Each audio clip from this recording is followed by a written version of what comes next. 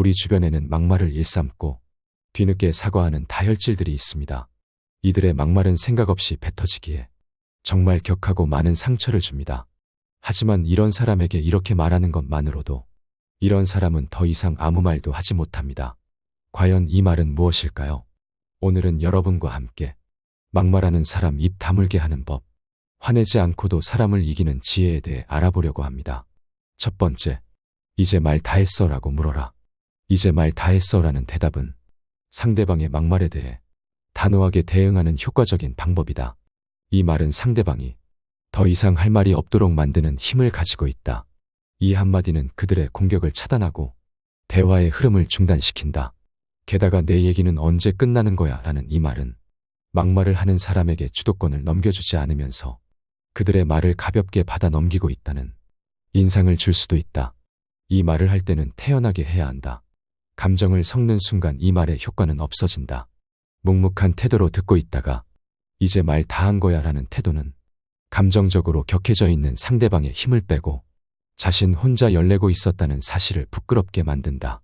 이제 말 다 했어 라는 질문은 상대방의 말을 더 이상 중요하게 여기지 않겠다. 지루했는데 이제 끝이냐라는 메시지를 담고 있다. 즉, 상대방이 말하는 내용에 휘둘리지 않고 그것을 감정적으로 받아들이지 않겠다는 태도를 명확하게 전달하는 것이다. 두 번째, 그 말이 딱 내 수준이야 라고 답하라. 상대방이 막말을 했을 때 받아쳐서 침묵하게 만들 수 있는 한마디는 그게 딱 내 수준이야 라는 말이다. 이 말은 상대방이 한 말이 상대방의 인격이나 성격을 드러내고 있음을 암시한다. 즉, 막말을 한 사람의 말이 그 사람의 수준을 나타내고 자신이 한 말이 어떻게 보여지는지를 생각하게 만드는 것이다. 이 말은 상대방이 자신이 내뱉은 말을 되돌아보게 하고 부끄럽게 만든다. 예를 들어 누군가가 넌 진짜 뭐하는 놈이냐 라고 말했다면 그 말이 딱 내 수준이야 라고 대답해보자. 상대방은 자신이 공격하려 했던 상대방이 아니라 오히려 자신이 어떻게 비치고 있는지 생각하게 된다. 이 말은 상대방의 막말에 굳이 감정적으로 대응하지 않으면서도 그들이 던진 말이 다시 부메랑처럼 돌아가게 만드는 힘을 가지고 있다. 막말을 하는 사람은 자신의 감정에 휘말려서 상대방을 깎아내리려 하지만 이 한마디는 그들이 심한 말을 할수록 자신을 더 비하하게 만든다는 사실을 일깨워준다. 만약 상대방이 자신의 잘못을 깨닫지 못하고 계속해서 막말을 한다면 수준 낮아서 얘기 못하겠다고 응수하라. 이런 사람과 같이 지낼 이유도 없고 어울려봤자 당신의 손해일 뿐이다. 그저 받아치고 거리를 두어라. 세 번째, 왜 그렇게 말하는 거야 라고 물어라. 이 질문은 겉보기엔 단순하지만 상대방을 꿀먹은 벙어리로 만든다. 막말은 대개 순간적인 감정에 의해 튀어나온 것이기 때문에 그 말을 한 이유를 깊이 생각하지 않고 내뱉는 경우가 많다. 따라서 왜 그렇게 말하는 거야 라는 질문은 상대방이 자신의 말을 다시 한번 곱씹어보게 한다. 막말을 하는 사람은 대부분 감정적이고 다혈질이다. 그래서 그들은 자신이 말한 것에 대해 깊이 생각하지 않는다. 이런 상황에서 상대방에게 그 말을 왜 했는지 물어보는 것은 그들의 의도를 되돌아보게 만드는 효과가 있다. 질문을 받은 사람은 자신이 왜 그렇게 강하게 말했는지 혹은 그 말이 정말 적절했는지 곰곰이 생각하게 된다. 예를 들어 누군가가 넌 왜 그 모양이냐라고 말할 때 그 말을 들은 사람은 즉각적으로 상처받고 화가 나거나 슬퍼할 수 있다. 보통 사람들은 이런 말을 들으면 지금 뭐라고 했어라고 즉시 반응하거나 혹은 묵묵히 참으며 마음속으로 괴로워한다. 그러나 그때 왜 그렇게 말하는 거야 라고 물어보면 상황은 다르게 전개된다. 상대방은 본능적으로 그 질문에 대답해야 할 필요성을 느끼며 감정적이던 태도에서 벗어나 말의 이유를 설명하려고 하게 된다.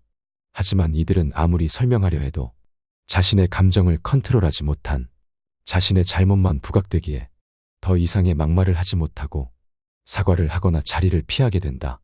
이들은 당신과 떨어진 후에도 계속해서 자기 자신의 말을 곱씹어보다가 결국 자기 잘못임을 인식하고 후회하게 된다.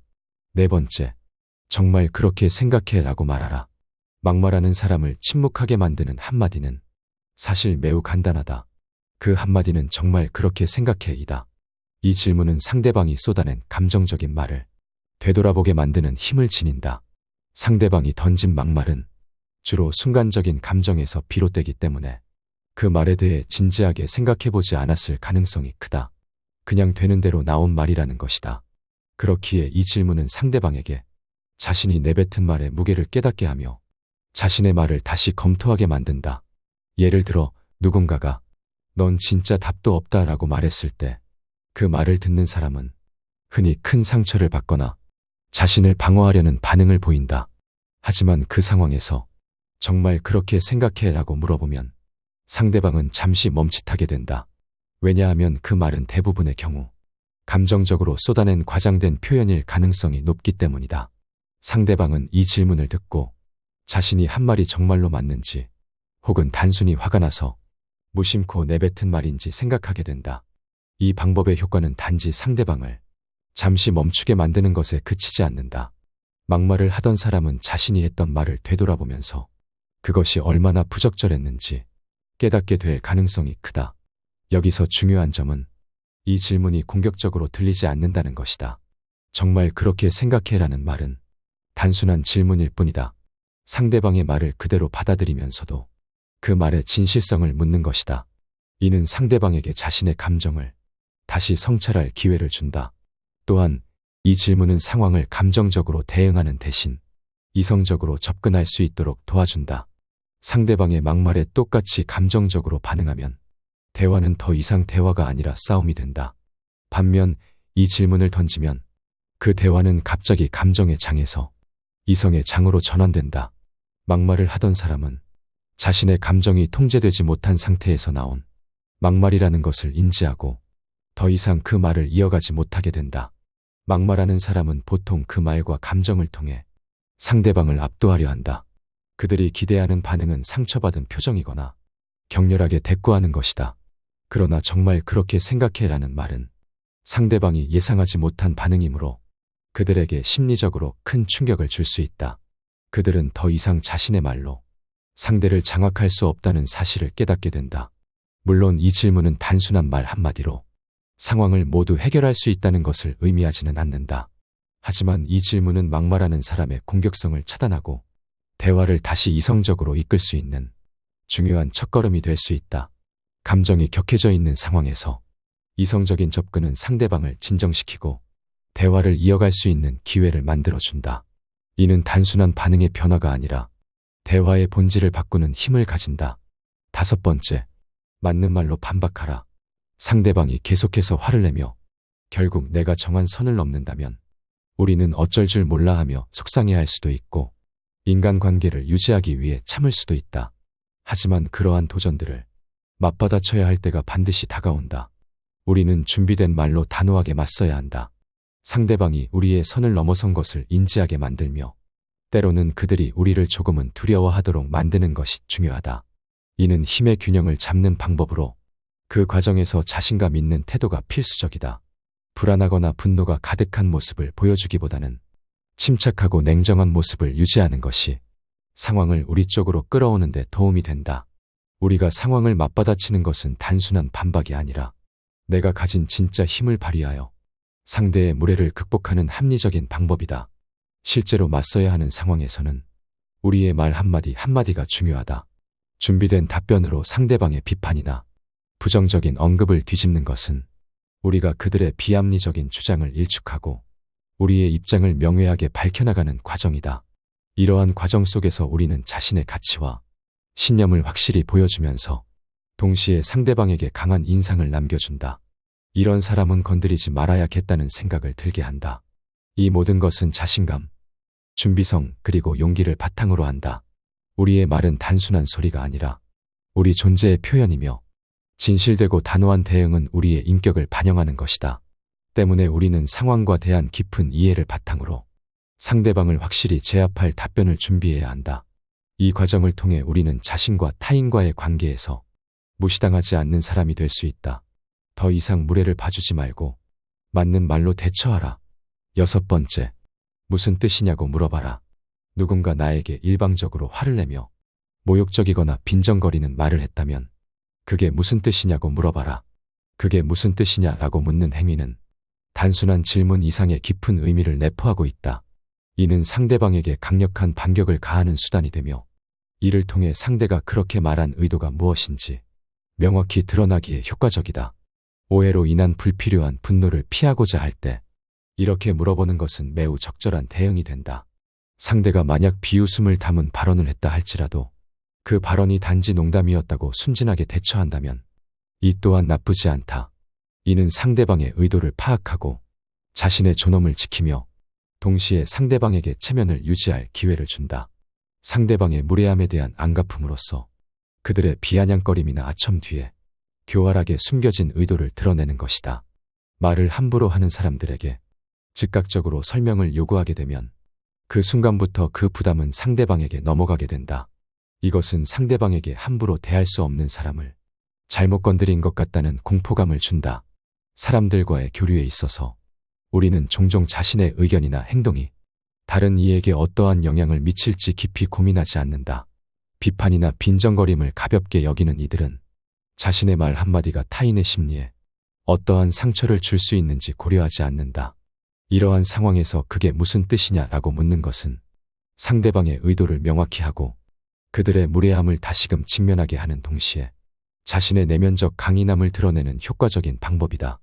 이는 단순히 상대방에게 무례함에 대한 설명을 요구하는 것뿐만 아니라 그들의 비열한 행동이나 말에 대해 스스로를 방어하고 우아함과 지적 우위를 유지하는 방법이다. 이 과정에서 우리는 자신의 정체성을 확립하고 타인의 부정적인 에너지로부터 자신을 보호할 수 있다. 7번째, 그건 내 생각 아니야 라고 말하라. 너가 답답해서 화가 나 죽겠어. 누군가 나를 비난하면서 분노할 때 굳이 사과하거나 화를 낼 필요 없이 그건 내 생각 아니야 라고 말하면 상황이 순식간에 정리된다. 상대의 말이 바로 힘을 잃기 때문이다. 소심하다는 말에 발끈해서 소심하지 않다는 것을 설명한다면 어떻게 될까? 굳이 그래야 하는 상황이라면 주저리 그렇게 해도 되겠지만 무례한 의도로 말하는 사람에게 이런 설명은 상대의 의도를 벗어나지 못한다. 앞만 설명해도 변명으로 들리고 상대를 이해시키는 것은 거의 불가능하다. 설명으로는 설득은커녕 상대에게 끌려다니는 꼴이 된다. 내 감정과 시간을 낭비하게 된다. 이럴 때 그건 내 생각이지라고 하면 그만이다. 상대의 의견은 그저 상대의 의견일 뿐이다. 상대가 나를 소심하다고 말하면 내가 소심한 사람으로 결정나는 것인가? 다른 사람은 전혀 다르게 생각할 수 있다. 상대의 말에 설명하며 설득하거나 화를 내는 것은 결정권과 주도권을 상대에게 주는 꼴이다. 또 소심하면 어떤가? 나름의 장점도 많다. 괜히 상대 말에 휘둘릴 필요 없다. 상대방의 생각일 뿐이라고 생각하면 그 비난은 허공에 흩뿌려져 사라진다. 너는 너무 신경질적이야. 너는 실패했어. 이건 상식이야 라는 말에 그건 그냥 내 생각이잖아 라는 대답은 선 넘는 사람으로부터 오는 영향을 한순간에 물거품으로 만든다. 심지어 너나 잘해라는 의미도 내포하고 있다. 자기 의견을 밀어붙이려는 사람에게 자신을 이해시키려고 애쓰고 부인하느라 귀찮고 번거로움을 느꼈다면 이렇게 말하는 것만으로도 상대의 공격력을 무력화하고 상대를 제압하는 효과가 있을 것이다. 타인의 시선으로부터 자유로워지고 자신감을 높이는 효과도 있다. 자신을 방어하고자 하는 본능적인 반응은 인간의 자연스러운 성격인 것이다. 그러나 모든 비난에 일일이 대응하고 설명하려 들면 결국 자신을 더 깊은 혼란 속으로 빠뜨릴 뿐이다. 우리의 에너지를 소모시키고 타인의 의견에 휘둘리는 결과를 초래할 뿐이다. 이럴 때 그건 내 생각일 뿐이야 라는 말은 단순하면서도 강력한 방패가 된다. 이 말은 상대의 의견이 절대적이지 않음을 상기시키고 자신의 가치를 다시 한번 확인하게 한다. 이로 인해 우리는 상대의 부정적인 말에 휘둘리지 않고 자신의 길을 당당히 걸어갈 수 있다. 타인의 의견은 그저 타인의 의견일 뿐 우리의 삶을 결정짓는 기준이 될 수 없다. 이러한 태도는 우리의 자존감을 지키고 스스로를 더욱 강하게 만드는 밑거름이 된다. 8번째, 노골적으로 웃음기를 빼라. 노골적으로 웃음기를 뺀 표정은 일상에서 우리가 마주치는 수많은 얼굴 가운데 가장 강한 인상을 남긴다. 직장과 같은 곳에서 선량한 척 또는 예의 바른 척 연기하지만 쓴소리를 입가에 머금는 이들이 많은 가운데 고의로 웃음을 거두어들임으로써 우리는 평소와는 전혀 다른 자아를 드러낼 수 있다. 이러한 행위는 주변 분위기를 일시에 냉랭하게 할 수 있으며 때로는 말다툼으로까지 이어질 수 있는 위험을 내포하고 있다. 그러나 거기에 끌려들어 싸움이 벌어진다 해도 아무 문제될 것은 없다. 대개 둘만의 공간에서 실제로 다투는 일은 드물기 때문이다. 이처럼 표정에서 웃음기를 지워버리는 행위는 강력한 메시지를 전달할 수 있다. 상대방이 어떤 말을 하든지 우리의 반응은 그들의 기대와는 달리 차갑게 돌아올 수 있다. 이는 상대방에게 우리가 그들의 무례를 더는 가볍게 여기지 않으며 지금 이 순간 그들의 태도나 발언에 동의하지 않음을 명확히 나타낼 수 있다. 그 얼핏 보기에 비정한 듯한 표정 뒤에는 심오한 뜻이 숨겨져 있으며 상대방을 위축되게 만드는 효과가 있다. 불필요한 다툼을 피하고자 할 때 이러한 접근법은 어떤 상황에서도 원칙을 지키면서 상대방에게 우리의 불만이나 거부감을 표현할 수 있는 방법이 될 수 있다. 무엇보다 상대방에게 당황스러움을 주면서도 스스로는 차분함을 유지하는 것이 중요하다. 이는 상황을 주도적으로 통제하고 함부로 발언할 수 없게 만든다. 웃음기를 지우는 단순한 행동 하나가 상대방에게 무언의 압력으로 작용하며 그로 인해 우리는 어떤 상황에서도 당당히 맞설 수 있는 힘을 얻는다. 결국 이는 우리 자신의 기준과 원칙을 단단히 지키면서도 내부적으로는 유연함을 갖추는 데 도움이 된다. 9번째, 의도적으로 몇 초간 침묵하라.